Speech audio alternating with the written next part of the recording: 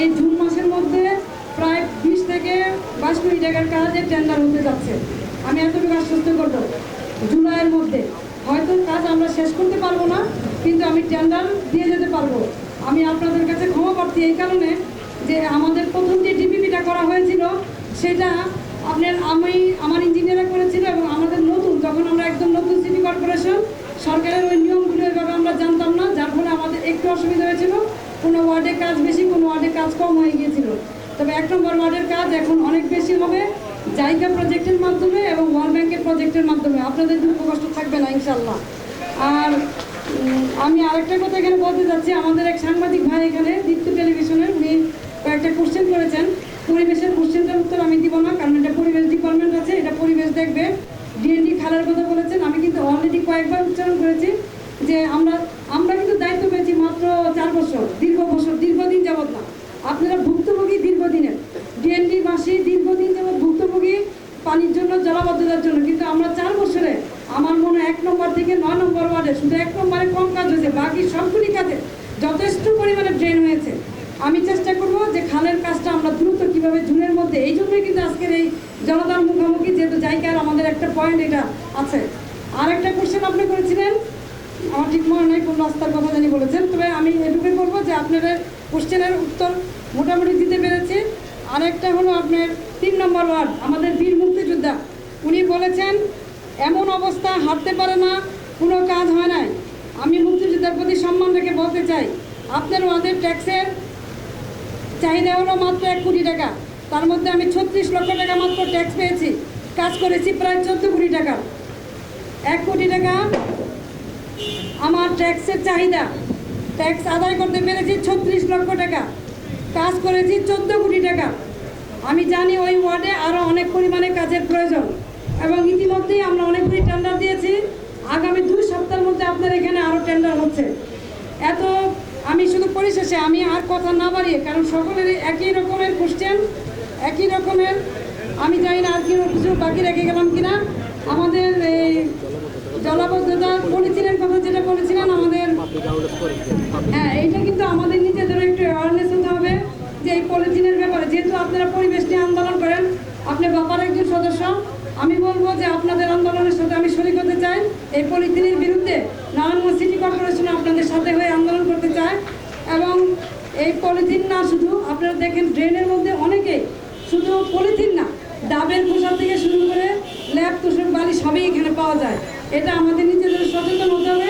তবে আমরা চেষ্টা করছি যতটুকু সম্ভব এই ড্রেনগুলিকে পরিষ্কার রাখার জন্য, যাতে জলাবদ্ধতা না হয়। তবে এবার কিন্তু বৃষ্টি অনেক বেশি হবে, কম বেশি ড্রেনে পানি নামতে দিতে হবে।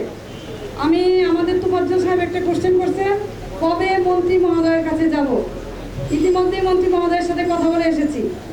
মন্ত্রী মহোদয় এই লেকের ব্যাপারে উনি কোনো দ্বিমত পোষণ করেন নাই। উনি কখনোই আমাকে বলেন নাই যে এই কাজটি আপনি করেন না। আমি মন্ত্রী মহোদয়কে বলেছিলাম যে আপনি আসুন, দেখুন, যদি আপনার মনে হয় যে কাজটি আমি অন্যায় করছি, তাহলে জনগণের সামনে আপনি বলে যান আমি অন্যায় করছি, আমি সেই কাজটি আর করবো না। আর যদি মনে হয় যে আমি কাজটি মানুষের জন্য করছি, মানুষের কল্যাণে করছি, তাহলে আপনি আমাকে ন্যায়ের জন্য আমাকে সঙ্গ দিতে হবে, আমার সাথে থাকতে হবে। উনি আমার কথা মেনে নিয়েছেন। আমাকে সেই দিন উনি এই ব্যাপারে কাজে স্থগিত রাখতে অথবা কাজ বন্ধ করতে একটি শব্দ উনি উচ্চারণ করেন নাই। সুতরাং আমি আশা করি যে আমরা এই কাজটি জনগণকে নিয়ে করবো। দেখুন, একটু না বললেই নয়, নারায়ণগঞ্জ পৌরসভা যখন ছিল তখন অনেক রাস্তাঘাট করতে যেয়ে বাধা পেয়েছি। আমরা বড় মাদ্রাসার সামনে যে রাস্তাটা করেছিলাম, বিআইডব্লিউটি বাধা দিয়েছিল। সারা রাত বসে থাকে, ওই সময় আমার লোকজন, এলাকার লোকজন সহযোগিতা করেছে। আমরা রাতারাতি ওয়াল ভেঙে আমরা 15-16 ফিটের রাস্তা করে দিয়েছি জনস্বার্থে। আমার বিরুদ্ধে মামলা হয়েছিল, মেনে নিয়েছি। আপনারা জানেন 2 নম্বর গেট থেকে মহিলা কলেজ পর্যন্ত যে রাস্তা করতে চেয়েছিলাম, ওই সময় রেলওয়ে আমার বিরুদ্ধে মামলা করেছিল। আমি ওই মামলা মেনেই আমি ওই রাস্তা করে দিয়েছিলাম। আমি আপনাদের জ্ঞাতার্থে বলতে চাই, লক্ষ লক্ষ নয়, কোটি কোটি টাকার রেলওয়ের সম্পদ দখল করে কাটছে নারায়ণগঞ্জ, সিদ্ধিরগঞ্জ, কদম রসুল অঞ্চলে। তাদের বিরুদ্ধে একটি নোটিশও জারি হয় না, তাদেরকে একটি কথাও রেলওয়ে বলে না। কিন্তু নারায়ণগঞ্জ সিটি কর্পোরেশন যখন কাজ করতে চায় তখন এই বাধাটি কেন তা আপনারা জানেন। রাজুকের জায়গা নারায়ণগঞ্জ পৌরসভা আন্দোলন করে সেই জায়গাও এই রিসেন্টলি কিছুদিন আগে তুলে দেওয়া হয়েছে কাদের হাতে তা আপনারা জানেন। এইভাবে যখনই নারায়ণগঞ্জ পৌরসভা কোনো না কোনো জায়গা রক্ষা করতে চায়, কোনো না কোনো খেলার মাঠ রক্ষা করতে চায়, কোনো পুকুর রক্ষা করতে চায়, তখনই বাধা আসে।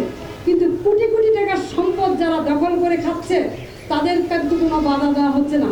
আপনারা ইতিমধ্যেই দেখবেন লিং রোডে আমরা নারায়ণগঞ্জ সিটি কর্পোরেশন বাস টার্মিনালদের জন্য যে জায়গা চেয়েছিলাম মাননীয় মন্ত্রীর কাছে আজকে থেকে 2 বছর আগে, সেটা বোর্ডের রেজুলেশন পর্যন্ত হয়েছে নারায়ণগঞ্জ সিটি কর্পোরেশনকে দেওয়া হবে।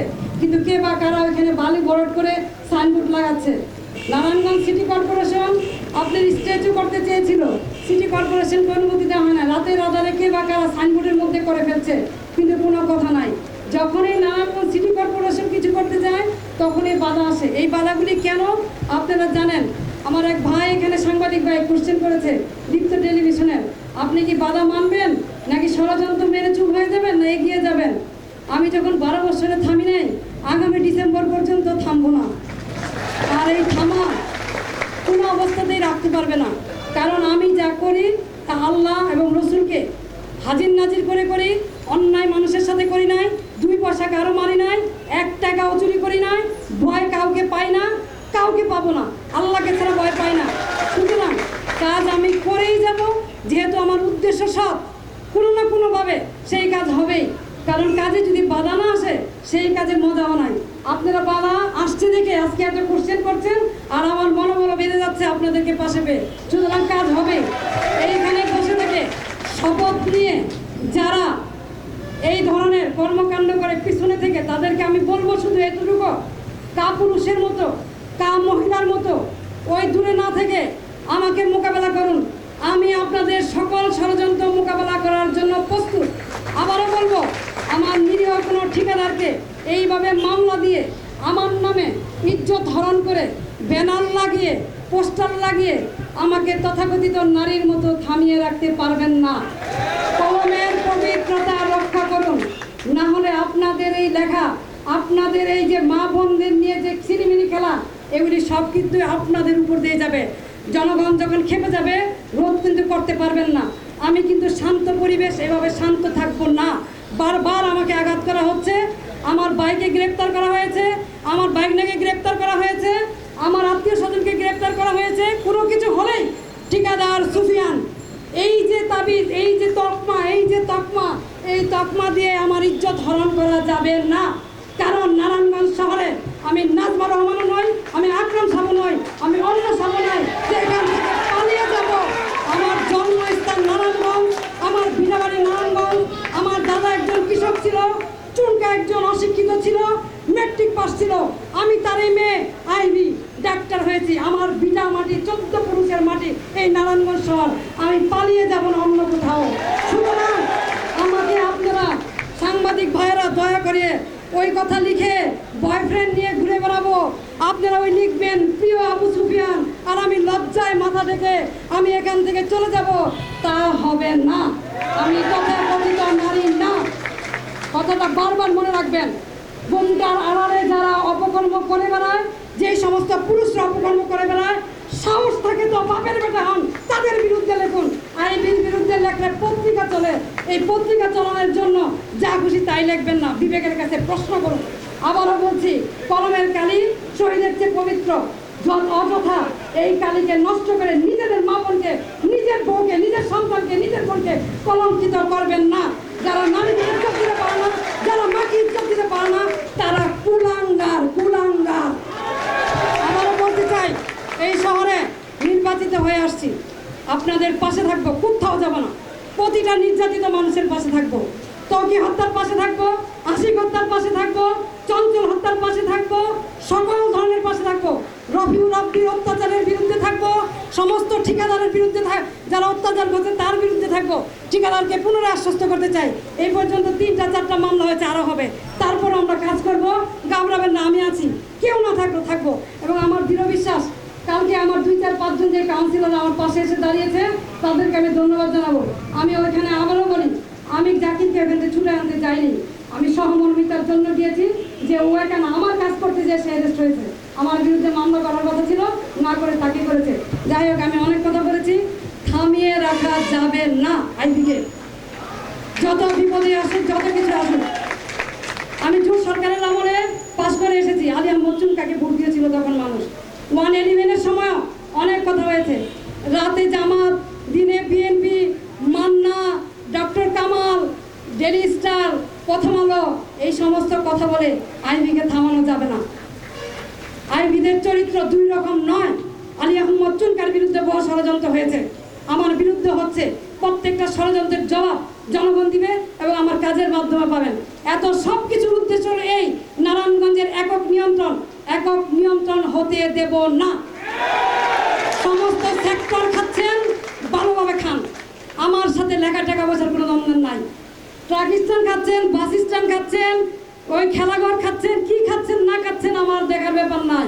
কিন্তু আমার 27টা ওয়ার্ডের উন্নয়নের বাধাগ্রস্ত করবেন না।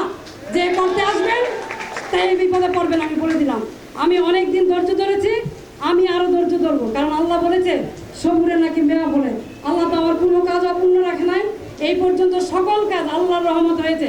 শেষ পর্যন্ত 25শে ফেব্রুয়ারি নিয়ে যে ষড়যন্ত্র হয়েছে, আমাদের 2 রাত দেখেন আমার এই স্টাফদের রাত্রে 12টা-1টা পর্যন্ত জাগিয়ে রেখে প্রশ্নের উত্তর দিতে হয়েছে। মাননীয় প্রধানমন্ত্রীকে লেখা হয়েছে এখান থেকে আমি নাকি বিল্ডিংগুলি আগে উদ্বোধন করে ফেলেছি। সাথে আমার এই সহপাঠী এখানে শরীক ছিলেন। আমি বলবো তাদেরকে দয়া করে এই ধরনের ভুল আর করবেন না। মাননীয় প্রধানমন্ত্রীর কাছে যখন কোনো প্রজেক্ট দেওয়া হয় তখন গোয়েন্দা সংস্থা সমস্ত কিছু দেখে শুনে ওনাকে অনুমতি দেন। আর উনি যখন বলেন হ্যাঁ, এটা না করার মতো কারো বাপের সাধ্য নাই। সুতরাং আমাদের যে 2 দিন যেইভাবে কষ্ট দিয়েছে তার সার্থকতা 25 তারিখে মাননীয় প্রধানমন্ত্রী করে দিয়েছে। আমি মাননীয় প্রধানমন্ত্রীর কাছে আবারও কৃতজ্ঞতা জানাচ্ছি। আপনারা যখন চাইবেন আমরা সব ধরনের কোশ্চেনের উত্তর দিতে প্রস্তুত। আমাদের এখানে তথ্য সেবা কেন্দ্র থেকে শুরু করে সকল সেবা কেন্দ্র আমরা জায়গা, এশিয়ান ডেভেলপমেন্ট ব্যাংক, ওয়ার্ল্ড ব্যাংকের মাধ্যমে এবং গভর্নমেন্টের জিওমির মাধ্যমে কাজ করার চেষ্টা করছি। আশা করি সম্পূর্ণ কাজ শেষ করা সম্ভব নয়, বাস্তবায়িত হবে আস্তে আস্তে ধীরে ধীরে। আমি এতটুকু অনুরোধ করব শেষ করার আগে, আমি আবারও বলবো, আমি তথাকথিত নারী নই। লাগতে হলে আমার সাথে সামনে এসে লাগুন, পিছন থেকে নয়। জনগণকে সাথে চাই, সঙ্গে চাই। সকল কাজ করব আপনাদেরকে সাথে নিয়ে। নারায়ণগঞ্জের জনগণই আমার শক্তি, উপর আল্লাহ ছাড়া আর আপনাদের ছাড়া